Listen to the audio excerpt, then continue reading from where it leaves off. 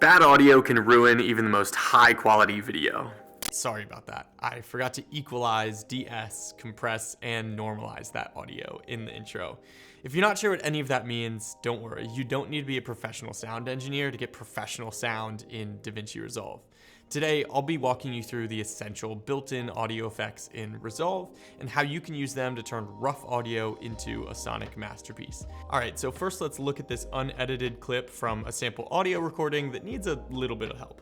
Storyblocks is an incredible resource for YouTubers and content creators that provides unlimited downloads of royalty-free assets, including video, audio, templates, and images for one predictable subscription cost. All right, now that wasn't the worst because I have a really nice mic set up here and I'm in a somewhat treated room, but there's still some work that we can do in Resolve to finish cleaning this up. First, let's take a look at adding an EQ. Now, an EQ divides the sound's frequencies into different bands, which allows you to change the volume of each band individually.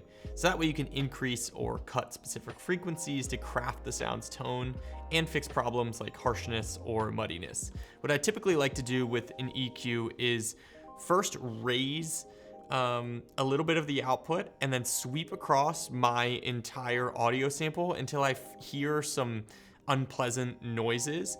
Once I find any of those noises, I typically just like to bring it down by a few decibels.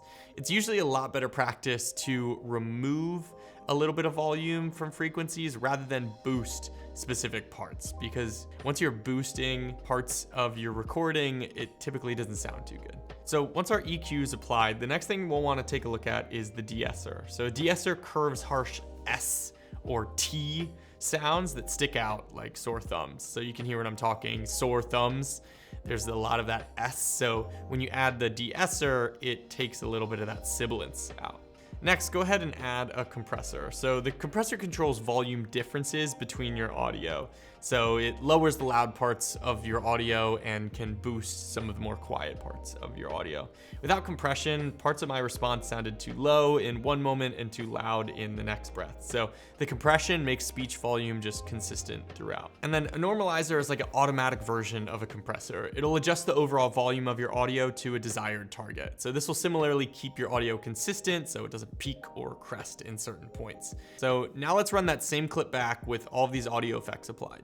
Storyblocks is an incredible resource for YouTubers and content creators that provides unlimited downloads of royalty-free assets, including video, audio, templates, and images for one predictable subscription cost. Music to my ears. So all of the audio effects we've used so far are great for enhancing or solving audio issues. But once you understand how they work, you can also use them creatively. Check out this unedited clip and see if you can tell what effects we need to apply.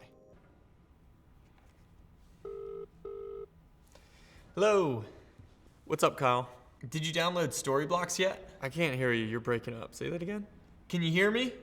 I still can't hear you. I'm gonna hang up. I said, have you heard about Storyblocks? I'm in the other room. Just come talk to me. So now let's use what we just learned to make that scene sound the way that it was supposed to. So let's start by isolating the part of the conversation that comes from the phone. We'll use the EQ to reduce clarity and muddy the voice a little bit. To convince the viewer that one of the characters is really in another room, you can use the EQ and reverb.